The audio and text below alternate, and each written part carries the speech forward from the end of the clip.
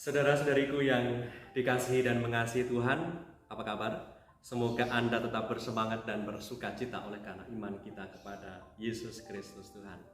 Hari ini, Minggu 6 Februari 2022, Sabda Tuhan ditawarkan kepada kita dari Injil Suci menurut Lukas, bab 5 ayat 1-11, di mana dalam kutipan Sabda hari ini, dilukiskan bagaimana Tuhan Yesus mengajar banyak orang di atas perahu milik Simon Petrus. Di mana Simon Petrus pada waktu itu sedang merasa tidak nyaman karena ia baru saja mengalami kekecewaan. Setelah selesai mengajar banyak orang di atas perahu yang dipilih oleh Tuhan dari sekian banyak perahu yang ada di tepi Danau Galilea, ia memberikan perintah kepada Simon demikian, "Bertolaklah ke tempat yang dalam dan tebarkanlah jalamu untuk menangkap ikan," dalam ayat keempat. Lalu Simon menjawab, dan jawaban Simon ini mengungkapkan akan situasi hatinya, kekecewaannya oleh karena ia sepanjang malam bekerja tidak menangkap seekor pun. Dikatakan oleh Simon, "Guru, telah sepanjang malam kami bekerja keras dan kami tidak menangkap apa-apa. Tetapi karena Engkau menyuruhnya, aku akan menebarkan jala juga." Terlihat jelas di sini bahwa kendati pun Simon Petrus ini kecewa oleh karena peristiwa kegagalan yang baru saja dialami, ia tetap percaya bahwa sabda Tuhan itu lebih berkuasa daripada situasi kegagalan yang baru saja dialami. Saudara-saudariku yang terberkati, pengalaman dipulihkan oleh Tuhan dari kegagalannya ini menjadi pengalaman berharga bagi Petrus untuk perjalanan hidupnya ke depan sebagai murid dan rasul Tuhan, di mana pengalaman kegagalannya, kalau kita ingat, terulang kembali ketika ia pernah menyangkal Tuhan sebanyak 3 kali. Kita bisa baca dalam Injil Markus bab 14 ayat 72. "Dan pada saat itu berkokoklah ayam untuk kedua kalinya, maka teringatlah Petrus bahwa Yesus telah berkata kepadanya, 'Sebelum ayam berkokok 2 kali, engkau telah menyangkal aku 3 kali.' Lalu menangislah ia terseduh-seduh." Ia gagal menjadi murid Tuhan yang berani. Ia gagal menjadi murid Tuhan yang sejati. Betul bahwa ia merasa berdosa, menyesal atas pengalaman penyangkalannya, pengalaman kegagalannya. Namun Petrus tetap yakin bahwa masih ada jalan pengampunan dan belas kasih Tuhan itu jauh lebih besar dari dosa-dosa penyangkalannya.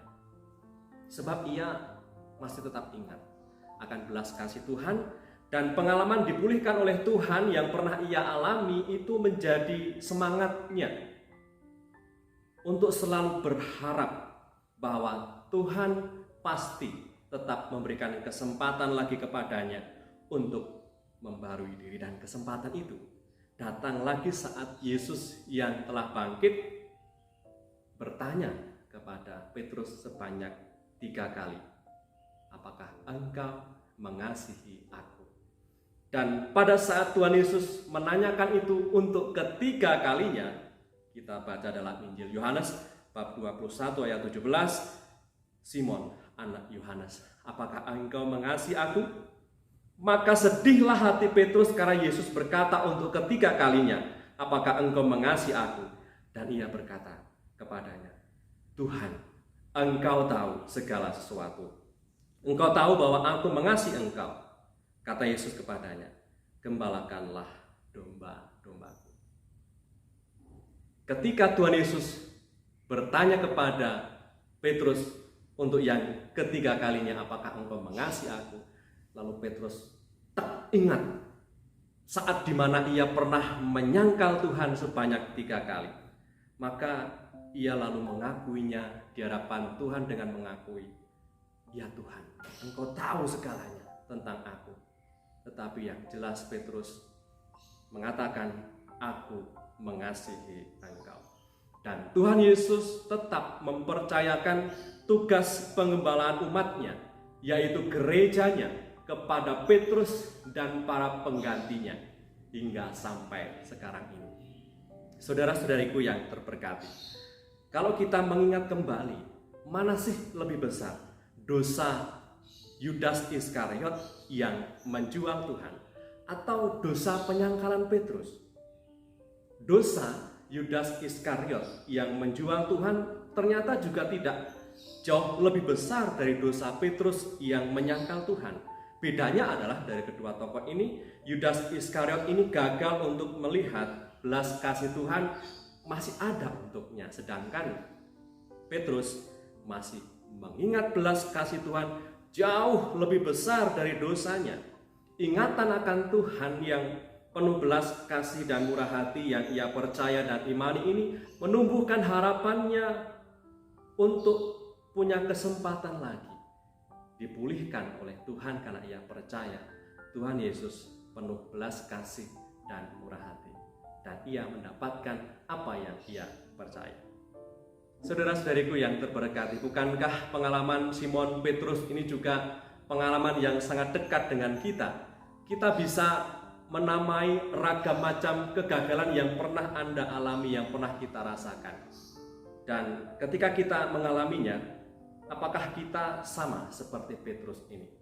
Tetap berharap bahwa di tengah kegagalan itu, kita hendaknya juga tetap punya harapan.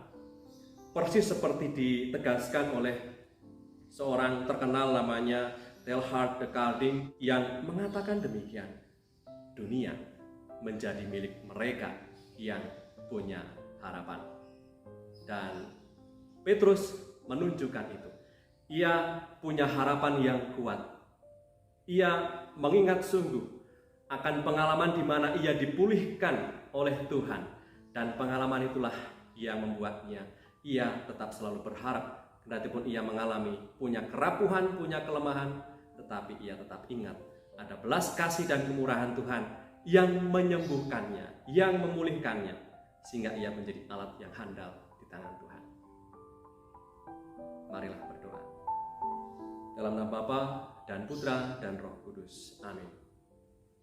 Tuhan Yesus yang penuh kasih, Engkau hadir di saat yang tepat ketika Simon Petrus mengalami kekecewaan oleh karena peristiwa kegagalan yang baru saja dialami.